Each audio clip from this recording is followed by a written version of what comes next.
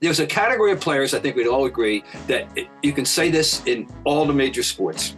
They just, capital J, K, no, H, how, T, to, P, play. They just know how to play. Right. Derek White is one of those guys in basketball. He just knows how to play. And he makes good decisions. Great teammate. Like, watch him at the end of the game last night. Watch Gary, and Tatum.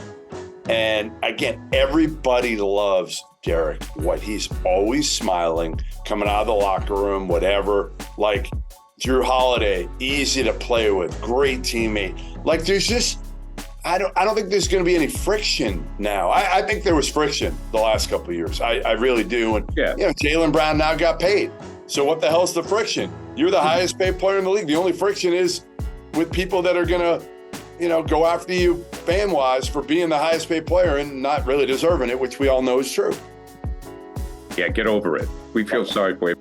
The Ryan Goodman and Tanguay podcast is brought to you by FanDuel, the exclusive wagering partner of the CLNS Media Network. It is the Bob Ryan, Jeff Goodman, Gary Tanguay along for the Ryan Zoom Pod, sponsored by FanDuel, the exclusive wagering partner of the CLNS Media Networks. And you can score with the NFL this season with FanDuel, America's #1 sportsbook. Right now, new customers get $150 in bonus bets with any 5 winning dollar money line bet. Okay, it was so weird to me last night. I was at the Philadelphia game when the Celtics played them a week ago, and then the Celtics are back in Philadelphia again, a much different outcome. The one thing we want to talk about, White had a great game. Horford, he came up big. But I want to talk about the presence of Jason Tatum because it's something I noticed. Now, Porzingis and Jaylen Brown are out. But, Bob, I don't know if you've noticed something this year. There seems to be a presence of Jason Tatum on the floor that is of a leader that needs to make the right play at the right time. Like I thought when Philadelphia was making a run and they were still in the game last night, that whenever you needed a bucket or you needed something done right, Tatum was there to do it. Do you feel that presence this year more than in the past? Undoubtedly. And that's what we talked about. It's almost like he was listening to us in the offseason. Because we, the three of us, have been on the same page with regard to the fact that we know how enormously gifted and talented he is, but that's not the full story. The next thing is what my great mentor Frank Power used to call the connection. Which Larry Bird had, which the great ones have. The mind and the instant knowing when to take over and how to take over, when to assert yourself, and how to assert yourself. When you have that range of skill, it doesn't have to be always taking a shot. Drawing traffic and hit into an open man, and that's part of the deal that he's capable of doing. Anyway, recognizing that responsibility, and I'll just sum up. LeBron, okay, this is one of my favorite themes, as to how LeBron got to the top of the mountaintop. They finally got there, and after he bottomed out in 2010 and quit against the Celtics and flamed out against the Mavericks in 11, and said he somewhere along the line it got into his head, I'm the best player on the floor, and I have to act as such at the right time, and which is done for the rest of his career, and which Michael figured out finally, and Michael had to temper himself a little bit, but anyway. Yeah, I'm very long-winded here. Yes, he is different. I think we're seeing an MVP-ish kind of guy that we were, asking him, he's maximizing his potential. I'll put it that way. By the way, Bob, you get paid to be long-winded on this show. But, Jeff, that's like, and maybe I'm just a little late to the party, but, I saw that last night where I'm watching the game and while it was White with the numbers and, everybody's talking about Horford and the block, I just saw a presence from Tatum last night and a very calming presence. Like, I never thought the Celtics were going to lose the game last night because of Jason Tatum. Yeah, where you might not have said that a year or 2 years ago, but you're right. Like, he's grown up. And again, I keep going back to, like, who did he learn from early in his career how to lead? Kyrie Irving? Like, who were you learning from then? Al's super. I actually think having Al back was huge for Jason Tatum because he's kind of that guy that they have similar personalities, but obviously Jason Tatum has to be more of an alpha dog, right? He's got to be. He's learned how to deal with officials better and playing with two pros. And I don't mean pros. I mean pros in the sense of like professionalism, like Derek White, like Drew Holiday, have helped Jason Tatum immensely, both on and off the court. Because if you look at his efficiency, why is it? What's changed? Well, having two dudes on the court that honestly just play the right way. Yeah. They move the ball. They're not about themselves. Tatum knows he's going to get the ball back. I mean, look at his numbers now. He's shooting 5% higher than he did a year ago from the field. Okay. He's shooting 5% better than he did last year from 3-point range. He's getting fewer shots. He's going to average less. He knows that. He said that to me in the offseason. He's like, I know I'm not going to average 30 with all these really good players we have around us, but he does everything. And like you said, Gary, what does he do? He makes the damn right play so often now. He doesn't really force bad shots like he did a few years ago. And they were bad contested pull-up threes, like step-back threes that you were like, what are you doing? Now, like, he just makes the right play because he's got a high basketball IQ. Yeah, I mean, it is great to watch. It really is. And last night, last night's game with no Porzingis and with no Jaylen Brown was sick. Porzingis is got a nagging knee injury. I thought, Bob, okay, well, Philadelphia could make a run here. The week before, the Celtics just didn't play well. To me, it was more on the Celtics than them. But for the Celtics to go into Philly and win without Porzingis and Jaylen Brown, that's making a statement. I know it's early, but that's making a statement. No, it's one of those games that the NBA has these ebbs and flows, and there's one of these games before I said to my wife, with those two guys out, they don't win. We shrug and go, hey, it didn't matter. That doesn't tell us anything. But if they do win, that's a good win, and it is a good win. It was a good win, and it was a very encouraging win. But I've seen this league is so predictable, and when it's unpredictable. In other words, I saw so many times when you thought tonight the forces are not aligned for things to go right tonight because Mr. X is out, Mr. Y is hurt, and they're going to win the game. And I saw it so many times. And there was a lot to like about the game, but you don't get too carried away either, But still, it was important. I like the auxiliary contributions, the little ones that they got as well, because the bench to me is the overriding issue. Right. You're right, Bob. Like, these games are good. When maybe not having two guys out like this. I mean, when you win and having two guys out, it's great. But like, if you have one guy out, it's fine because that gives 30 minutes to these other guys. I mean, you see Cornette get 19. Yeah. Pritchard get 23. Speed Mikhailuk, who can shoot the hell out of it, by the way, got 15 minutes. Yeah, when I saw Cornette out there and then I saw Pritchard out there, I'm like, oh, boy, I don't know. But so let's give some love to Mr. White, Jeff. He had 27 last night. Yeah. Now, we all know we've had various disagreements about Marcus Smart. And I don't want to, knock the guy when he's not here. Right. But White has done a very good job in stepping it up, and also Holiday. But another example, like White last night, was just huge. They're completely different players, he and Marcus Smart. Derek White is an elite defender, but he does it in a very unassuming way, and Marcus Smart does it. Derek White's personality is very unassuming. He's not going to challenge people. That's just not his personality, where Marcus Smart, for better or worse, would challenge people. And sometimes it worked. And sometimes, honestly, it didn't. And I don't, people always say, well, he's the leader. No, he wasn't the leader of the team. He was kind of the emotional dude of this team. He was vocal. Again, Derek White is just a consummate pro. And he's all about the right stuff and moves the ball and doesn't take dumb shots. Period. Go ahead, leave Derek White open in the NBA Finals now, or the Eastern Conference Finals. You want that ball to go in his hands for an uncontested three. When Marcus Smart, when you saw the ball go to him for an uncontested three, you did this. You didn't want to watch. They couldn't be more different. And as you alluded to, Marcus Smart's game was at both ends of the floor was frantic. Now I appreciate, I was this guy. I was a member of the fan club. I love some of the stuff he did, and I was willing to put up with the, oh my God, don't take that shot, kind of thing. Okay, this other guy, I got to tell you, when they picked up Derek White, and I think it was January of 2 years ago, January of 21. He was bad, Bob. He was bad. And when they picked him up, though, I said he was a guy who had flown under the Bob Ryan radar screen.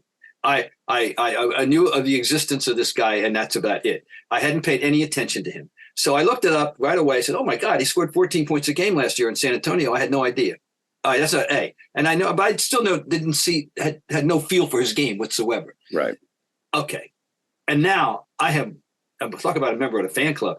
If Smart was frantic, this guy is Mr. Cool, Mr. Efficient. There's a category of players, I think we'd all agree, that you can say this in all the major sports.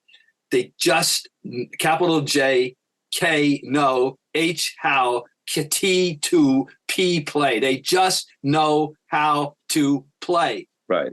Derek White is one of those guys in basketball. He just knows how to play. And he makes good decisions. Great teammate. Like, watch him at the end of the game last night. Watch Gary, and Tatum. And again, everybody loves Derek White. He's always smiling, coming out of the locker room, whatever. Like, Drew Holiday, easy to play with, great teammate. Like, there's just, I don't think there's going to be any friction now. I think there was friction the last couple of years. I really do. And Jaylen Brown now got paid. So what the hell's the friction? You're the highest paid player in the league. The only friction is with people that are going to, go after you fan-wise for being the highest paid player and not really deserving it, which we all know is true. Yeah, get over it. We feel sorry for you. But you're right. There is a sense of calm, and there's just a different presence, a level of maturity with this team this year. That it's just that in that aspect, and we talked about Tatum, you guys talked about it. They've arrived with the maturity level. That's what I've seen. So clear pecking order too. Clear pecking order now. Right. Right. Like no longer is it like who's the guy. Right. Like, it's clear it's Jason Tatum's team, Sure. and I've said this for a few years. Like, Jaylen Brown, you're the clear number 2, and I'm not even sure you're the number 2 anymore with Porzingis here and Holiday and White. Like, you're the second offensive option, I guess, but really you're the second offensive option when you're in transition. In the half court, I'm not sure that's the guy. Right. I want to be the guy who has the ball in their hands with the game on the line. Like, do you, Bob? If it's not Jason Tatum taking the shot, do you want it to be Jaylen Brown taking the shot in the half court? Not necessarily, no. No, right. We got these other guys, no. You move the ball. Yeah, you want then it to be the open man. That's what you want it to be then. With regard to this maturing process, let's just always remember Jason Tatum's on his next birthday, which is March 3rd, 2024, he will be 26. Right. Oh, right. And Bob's right. Right. And this is his 6th year in the league. Yeah, it's out of hand. The level of expectation for these players, it's out of hand. So, agreed. It's a pleasure to watch. It's fun, and it's very encouraging. It's great. I'm looking forward to how this. And I get overexcited. I mean, I get. It's regular season. I turn into an excitable basketball fan. I do want to touch on Al for a minute. And I want to ask Bob about this because, Bob, throughout your career, you have seen these guys, and we've talked about Al. He doesn't have enough in the tank to do it every night. We know that. But last night comes up with the big block. You got no Porzingis. You need him. You have seen guys like Al throughout their career where just when I need you to show up, he does. No, he's identifiable that way. No question. And they're going to, we're going to know how he's going to be used. It's going to be the same. No back-to-backs. They're going to, stretch it out. Get the most out of him, and you have to handle him very, specifically. But that was right. That was a absolutely crucial performance last night. Among the many, there was so many different things that had to go right for that game. And White's 27 and Tatum's moments, but Al's moments were huge. And it's going to be, it won't be the last, but it's not going to be every night, and that's the way it is. But no, he's still got something left. He's still valuable. And of course, we all know he's valuable off the court. So I'm happy, still happy to have Al. Score early this NFL season with FanDuel, America's #1 sports book. Right now, new customers get $150 in bonus bets with any winning $5 money bet. That's $150 if your team wins. If you've been thinking about joining FanDuel, there's no better time to get in on the action, NFL. The app is so easy to use. There's a wide range of betting options, including you got spreads, you got your player props, you got over-unders, and more. So visit FanDuel.com/Boston and kick off the NFL season. FanDuel, official partner of the NFL. Do you have a memory? This is where I like to go into the Bob Bryant memory bank. Maybe in the past of a player like that who. Well, it wasn't. He's a very different player, but I mean, Don Nelson, as he aged, was a very important part of the mix, and it wasn't there every single night, but maybe Nelly a little bit. I'm trying to think of any. I'm sure somebody's going to jump out at me though. I think Scott Wedman comes to mind maybe at the end. Wedman would come in and hit those threes, things like that. Yeah, no, Wedman, of course, in the Memorial Day Massacre, Wedman went 11 for 11 from the floor. But of course, the point I love to point out, he didn't enter the game till they were up by 25 in the second quarter, and he went 11 for 11 the rest of the way. Anyway, talk about piling on. Okay. Moving on from that, guys. Now we go to Draymond Green. We're going to talk about the Warriors in general, too. I watched the video of the whole Draymond thing. He just can't help himself. You know what I mean? I mean, he gets 5 games, and obviously he has a reputation, and he just can't help himself, Jeff. I mean, you put a guy in a headlock, that's it. He's lucky he only got 5. I've known Draymond forever, and I'm getting tired of the act. And I really do. I like Draymond a lot. I love the energy he brings and the passion, the emotion. And obviously he's all about winning, with the way he guards. But is he all about winning? Because if he was, he'd be a little bit smarter about some of the things that he does right now. But here's the thing, and I'll throw this to Bob. Like, Draymond is so different from everybody else in this day and age in the NBA. If you put Draymond 20 years ago in the NBA, would there be this outcry? I mean, isn't he like Rodman-esque in some ways? And we just accepted Rodman for who he was eventually. The 1980 Knicks, the 85, 86, 88 Knicks are the Pistons, sure. Yeah, Oakley. Oakley, that's the word. Horn, That's where I was going. No, you're right. That's where I was going. Oakley right away comes to mind but Oakley. Somehow Draymond is still specific in his, but you're right. I was always I identified him at Michigan State, and I was surprised when he was the 35th pick of the draft the year he came out. I thought the teams were all made a mistake and waiting on him, and he proved his worth and all that. But you're right. I totally agree the way phrase it. I'm tired of the act too, because it's it's utterly self-serving. That's all it is. It's self-serving. I can do what I want, and that's can't take that away from me. Very, very interesting. I loved what Rudy Gobert, because I was unaware of the depth of their enmity. I didn't realize that they were such mortal enemies as I now know they are. I kind of missed that out on that. But when he accused Dave Draymond of not wanting to play on nights when Curry doesn't play. I think it's 10% of the time or something. So, but that's an interesting dynamic between those two. But but it wasn't just that it was a headlock; if it was a chokehold, it was more or less. And I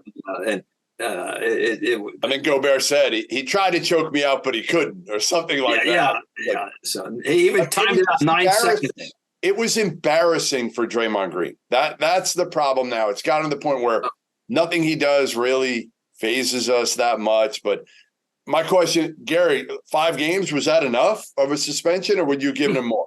Well, I thought it could have been more, but he still is a marquee player, and it's a marquee team. And we understand that the NBA is aware of that. You could have, if a chokehold is a better word, you could certainly go to 7. You could go to 10 if you really want to, put an end to it. Yeah. The thing that's too bad is what you just talked about is he's becoming a caricature. It's almost like he's a wrestler now, and people forget about all the good things he has done, that he could score the basketball, that he is a talented player, that he's just not a carnival act. But he's less of an asset than he used to be. His Right. definitely skills have diminished the last 2 years. There's no question. And so now it's way too much weighted towards being, this. Well, is that it, Bob? Does he WWE understand? Does he understand that? And he feels that the only way he can contribute is to do this?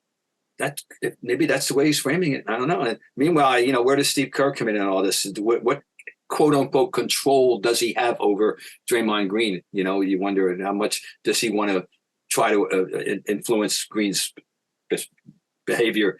Because that to me that should be coming to the discussion here. So yeah, and Jeff, you think they're toast, right? Golden State. I do. I toast to win it all. Toast to really be a factor when it matters. Like they can be a playoff team and win a round, or maybe even get to the Western Conference Finals. But I don't think they're legitimate contenders to win the whole thing again. No, I would say go ahead, Bob. Strictly my category that I have, is in a category of nobody's going to say, "Oh, goody, we're playing the Warriors," but you're not worried about them either. You're not afraid of them. Right. Be afraid of them. Right. We talked about this earlier in the week, Jeff, about Adam Silver, who was making the rounds in the media. And Bob, he chimed in. We first of all talked about the analysts' work. And Bob, you can jump in and let Jeff know what you have to say. I mean, he was saying that there needs to be greater detail in the game analysis from the broadcasters, like in the NFL. And Bob and I were saying it's two different games. It's totally two different games. First of all, I don't know. I would like him to identify. Give me who's your NFL model that you want your NBA guys to be. Give me some examples, because I don't know what the hell he's talking about. Well, because Tony Romo doesn't talk about the game. He's cracking jokes all the time. All right, so maybe he's talking about the shows. Maybe he's talking about some of the shows, and they break it. Listen, I do. Well, but it's the landscape for everything now. Everybody's in a hot takes, and instead of breaking it down, I don't know how many people are breaking down. I think it's a little bit easier to break plays down in the NFL than it is to break. If he's talking about the shows, that's a totally different animal. I want him to be specific. What are you talking about here? Exactly? Yeah, no, he's talking about the game broadcast. He's talking about. I don't. He wants a UB Brown every night, Bob. You mentioned UB Brown. He wants a UB Brown every night. Well, it'd be nice. UB, by the way, still throwing 95 on the black. He still got it as he pushes 90, by the way. But I think that's the one guy that you can refute this argument. I think, but the games are so different. I mean, football is 4 to 8 seconds of action, followed by 35 to 40 seconds of inaction, followed by 4 to 8 seconds of action, followed by and on and on and on and on and on and on and on it goes for 3 hours. Basketball and hockey are fluid games. And they don't break down that way. And it's a different skill set needed to be a color man for basketball and hockey than it is for football or even baseball when you got time between pitches. So, I mean, come on, I don't know what he means here. I was really surprised. And where does this come from? So, I need to sit down with a beer, Adam. Let's tell me, I don't get it. I'm sorry. But anyway.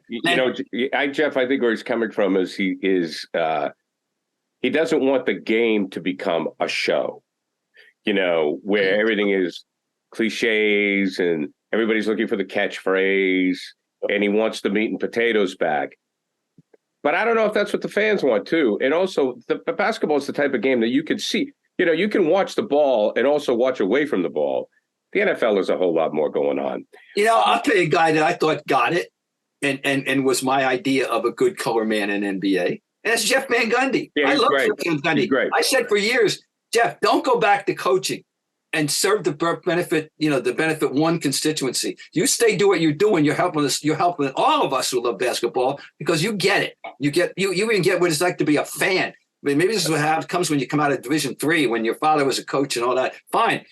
I thought he was terrific at it. And the idea that he got canned for whatever reason is stupid. And I think, it's a shame. But anyway, I thought he. What do you think of the Rivers duo coming back? You got Doc back, and they ESPN brought in Austin, who's really good. Like, they're both. I know what you think of Doc. Doc could do whatever, Gary. It doesn't matter. Doc could take out his garbage, and Bob would be like, he's the best garbage man of all time. He's got a real flair. got a real flair for that can. Oh yeah, it is. No, no, Austin's really good though. Good. I mean, I haven't caught Austin yet, so Yeah, it's very good, very good. Yeah, no, very good. But yeah, no, listen, it is what it is. How about the Mark Jackson saga? I just saw the back page of the post, which I haven't read yet. I don't know what it's all about. So I guess they won't let him on the team. Like he was going to do MSG in New York, and they wouldn't let him on the team plane or something. Leon Rose, the head of the Knicks, because he had an issue with an assistant who's on the Knicks who used to be on his staff at Golden State, Darren. I forget his last name. Oh wow, Ehrman, I think. And something happened there years ago. So Leon Rose backing his assistant coach and basically said, no, this isn't going to happen. Wow, interesting. So, he may have applied commercial. Yeah, I don't even know if he's still going to do MSG games. Yeah. He might be pushed out of doing that. But Leon Rose, listen, the ultimate in non-accountability. He runs the Knicks, but he does nothing with the media. When they were down, he was never accountable, never showed up. Former agent for CAA, who just hides. Hides. Well, probably Dolan, yes, man. Exactly. What about Bob and I didn't talk about this, but expansion for the NBA. Now, I can appreciate that it's become an international game, and we've talked about how important the international players have been to the league. It's been phenomenal, raised the level.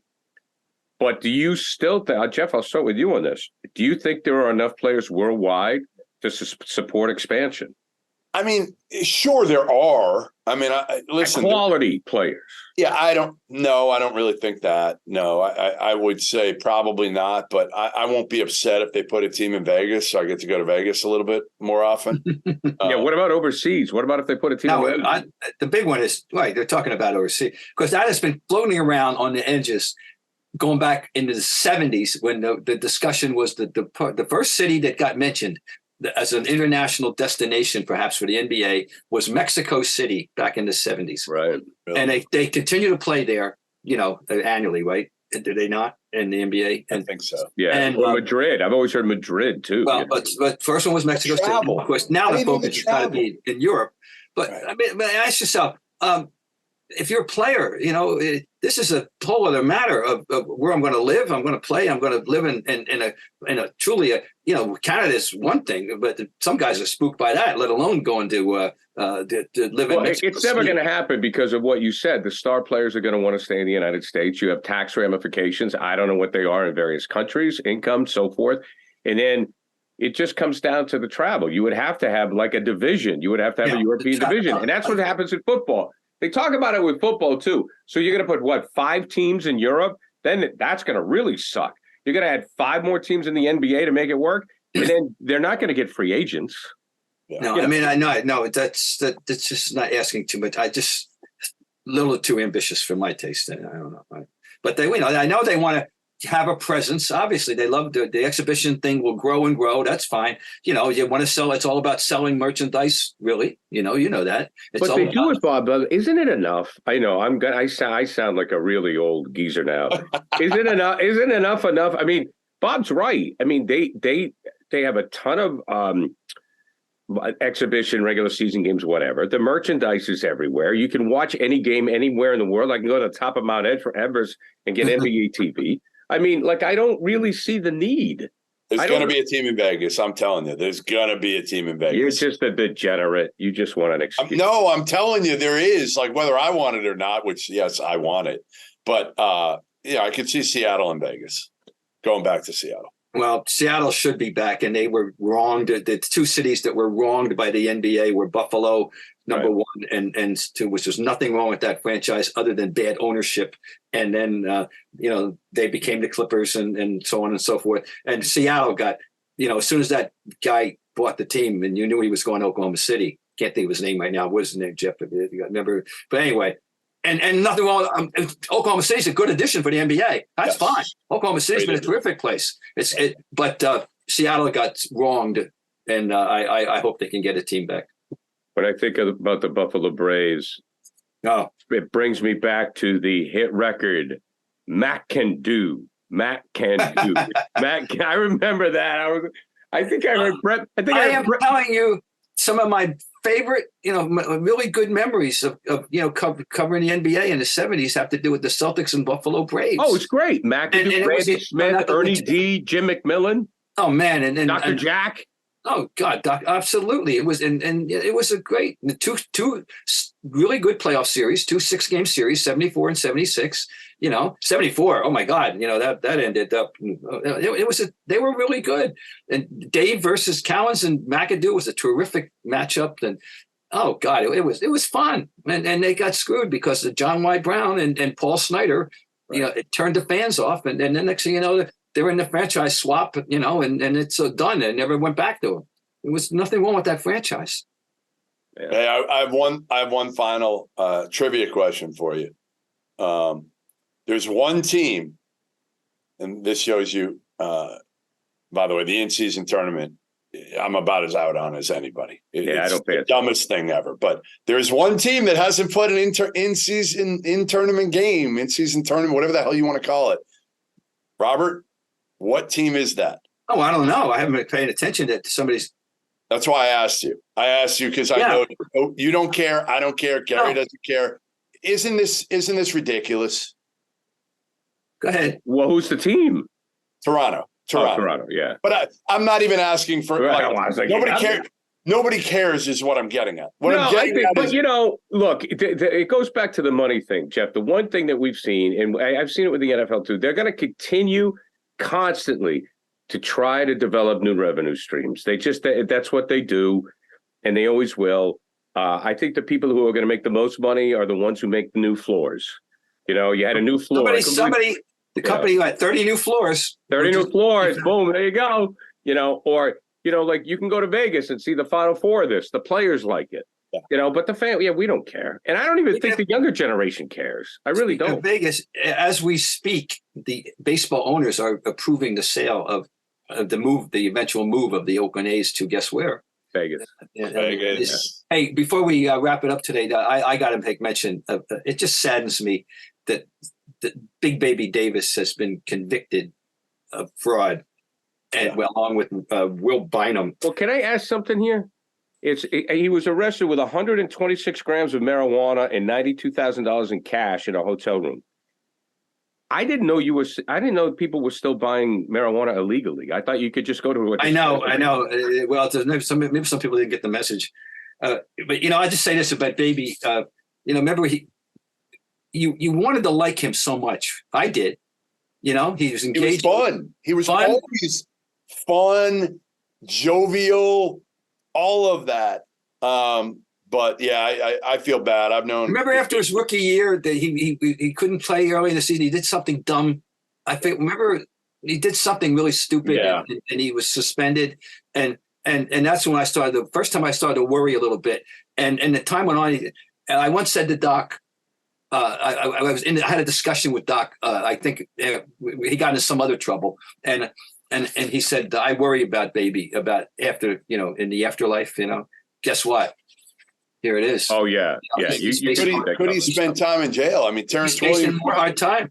And Will was the ringleader of that, and I think he was sentenced to 10 years of that whole scheme. And you talk about throwing away a career and a life that he had. He got 8 years out of the NBA, but he could have had. He came from a really, really tough area and tough upbringing. So I feel bad for Big Baby here. He was one of those guys that I always liked. From the first time I saw him, I think he was like 14 years old. Played for I forget what the AAU team down there, and grew up right across in Baton Rouge. Uh-huh. And his mother was a friggin' riot. She would run up and down the sidelines yelling, "That's my baby," over and over and over, loud as can be. But let's hope Baby gets kind of everything kind of squared away and straightened out, because I really do like him a lot. But that's sad. Yeah. It's sad. It's sad. Well, it is an example of what happens to players after the lights go off. Yeah. Some guys, they have no direction. They don't know what to do. Yeah. The thing is about it, though, he gave us a warning. There were warning signs when he was. Yeah, always. Yeah. All right. Well, guys, Jeff, Always a pleasure, my friend. Bob Ryan, we'll talk to you again next week. Any other final thoughts, gents? Well, happy in-season tournament, guys. You know? Happy in-season tournament. We'll try to get to everybody before Thanksgiving. All right, guys. All right.